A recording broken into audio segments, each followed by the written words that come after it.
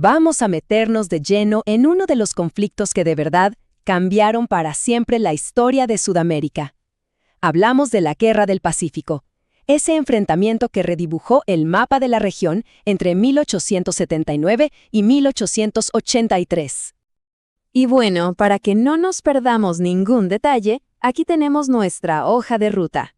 Vamos a recorrer las 5 etapas clave que marcaron la guerra, desde cómo empezó todo hasta las consecuencias que se sienten incluso hoy. A ver, empecemos por el principio. ¿Cómo es que estalla una guerra así? Miren, esto no fue algo que pasó de la noche a la mañana.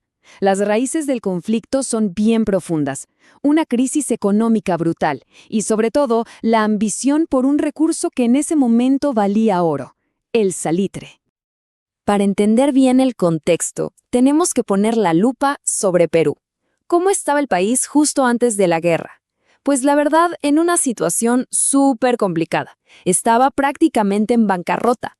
Toda esa riqueza que había generado el guano se había manejado muy mal, dejando al país con las arcas vacías y un ejército, digamos, bastante debilitado. Entonces, si tuviéramos que resumirlo, ¿cuáles fueron las causas? Son 3, bien claras. La primera, y la más obvia, la lucha por el control del salitre. La segunda, un Chile con claras intenciones de expandirse. Y la tercera, que es la más irónica de todas, un tratado de defensa secreto entre Perú y Bolivia que terminó siendo la razón por la que Perú se vio metido en una guerra que en realidad no había empezado. Y aquí es donde la cosa explota. Fue como una seguidilla de eventos, uno tras otro. Bolivia, para hacer valer su soberanía, pone un impuesto nuevo. ¿Qué pasa? Las empresas chileno-británicas, con el respaldo de Chile, dicen no pagamos. La respuesta de Chile no se hace esperar. Invade el puerto boliviano de Antofagasta. Bolivia, obviamente, le declara la guerra a Chile, y Perú, atado por ese famoso tratado secreto, no le queda otra que entrar al conflicto. Con la guerra ya declarada, el primer campo de batalla no fue la tierra, fue el mar. Estaba clarísimo, quien dominara el Pacífico dominaría la guerra. El control del mar significaba controlar los suministros, el movimiento de tropas, todo era la clave. Y la campaña naval fue, intensísima. El 21 de mayo, en el combate de Iquique, Perú recibe un golpe durísimo con la pérdida de la independencia. Pero, ese mismo día, el monitor Huáscar, al mando de Miguel Grau, logra una victoria que levantó la moral de todo el país al hundir al Esmeralda. Durante los siguientes meses, Grau y el Huáscar se convirtieron en una verdadera pesadilla para Chile. Pero esa increíble hazaña, esa resistencia, tuvo su fin el 8 de octubre en el combate de Angamos. El combate de Angamos fue, sin lugar a dudas, el punto de quiebre en el mar. Con la muerte de Miguel Grau, el héroe máximo, y la captura del Huáscar, se acabó. Fue el fin de la campaña naval para Perú. A partir de ese momento, Chile tenía el control total del mar, y con eso, la puerta abierta para la siguiente fase, la invasión terrestre. Y bueno, como era de esperarse, con el mar bajo su control, el ejército chileno no perdió tiempo. Inmediatamente lanzó su ofensiva sobre el sur de Perú, justo donde estaban las riquezas, los campos de salitre. La primera campaña en tierra, la de Tarapacá, fue una de cal y una de arena. Empezó mal para Perú, con derrotas en Pisagua y San Francisco. Pero, ojo, no todo estaba perdido. Gracias a la garra y la estrategia de gente como Cáceres y Bolognesi, el ejército peruano logró una victoria increíble, aunque muy costosa, en la batalla de Tarapacá. Y en medio de todo este caos militar, ¡pum!, estalla la crisis política en Perú. Imagínense la escena. El país invadido y el presidente, Mariano Ignacio Prado, se va del país. La excusa, ir a comprar armamento. La cuestión es que nunca volvió. Para muchos eso fue una traición total. Obviamente ese vacío de poder lo llenó alguien, Nicolás de Piérola, que dio un golpe de estado y se proclamó dictador.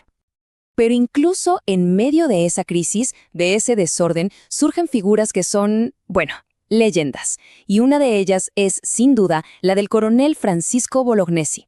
En Arica, completamente rodeado y con un enemigo muy superior, le piden la rendición. Su respuesta pasó a la historia y se convirtió en el símbolo máximo de la resistencia peruana. El sacrificio en Arica fue heroico. Pero la realidad es que no se pudo evitar la derrota. Con la caída de Arica, Perú perdió control de todo el sur. Y para colmo, un poco antes, después de la batalla del Alto de la Alianza, Bolivia se había retirado oficialmente de la guerra. O sea que a partir de ese momento, Perú estaba completamente solo.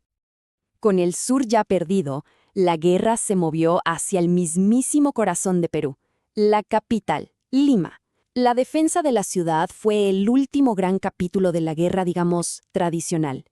Pero su caída no fue el fin de todo, sino el comienzo de algo nuevo, una resistencia totalmente diferente. Y aquí hay un contraste que es súper interesante de analizar. Tenemos dos tipos de defensa, que son como la noche y el día. Por un lado, la defensa de Lima, liderada por el dictador Piórola, con milicias improvisadas. ¿El resultado? Una derrota rápida y la ocupación de la capital. Y por el otro lado, en los Andes, la campaña de la Breña, una guerra de guerrillas que le hizo la vida imposible al ejército chileno por más de 2 años. ¿Y quién fue el cerebro y el corazón de esa resistencia en la sierra? Un nombre clave, Andrés Avelino Cáceres. Lo apodaban el Brujo de los Andes, y con razón. Su habilidad para atacar y desaparecer en las montañas era increíble. Liderando a sus montoneras, que eran guerrillas de campesinos, convirtió la Sierra Central en un verdadero dolor de cabeza para el ejército de ocupación. Ahora, a pesar del heroísmo de Cáceres y su gente en la sierra, la realidad es que el país ya no daba más. El desgaste era total. La economía estaba destrozada, el país fracturado. Y poco a poco empezaron a sonar más fuerte las voces que pedían la paz, incluso si eso significaba rendirse. Ese quiebre interno tiene un nombre, el Grito de Montán. Fue un llamado del general Miguel Iglesias desde el norte del país, diciendo básicamente: «Ya basta, tenemos que negociar la paz, cueste lo que cueste». Esto partió al Perú en dos. Por un lado, los que apoyaban a Cáceres y querían seguir luchando, y por otro, los que apoyaban a Iglesias y querían terminar la guerra ya. Al final, la postura de Iglesias fue la que ganó, y en 1883 se firmó el famoso Tratado de Ancón. Las condiciones fueron devastadoras para el Perú. Primero, ceder para siempre la provincia de Tarapacá, que era la más rica que tenía. Segundo, aceptar que Tacna y Arica quedaran bajo control chileno por 10 años y que después un plebiscito decidiera su futuro. Un plebiscito que, por cierto, nunca se hizo como se debía. El resultado de todo esto, geopolíticamente hablando, fue un cambio radical. El mapa de Sudamérica literalmente se redibujó. En resumen, Perú perdió su mayor fuente de ingresos. Bolivia perdió su salida al mar para siempre.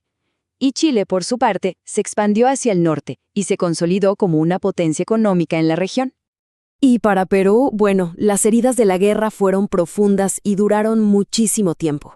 La economía quedó hecha trizas, la política dominada por los militares, los caudillos de la guerra.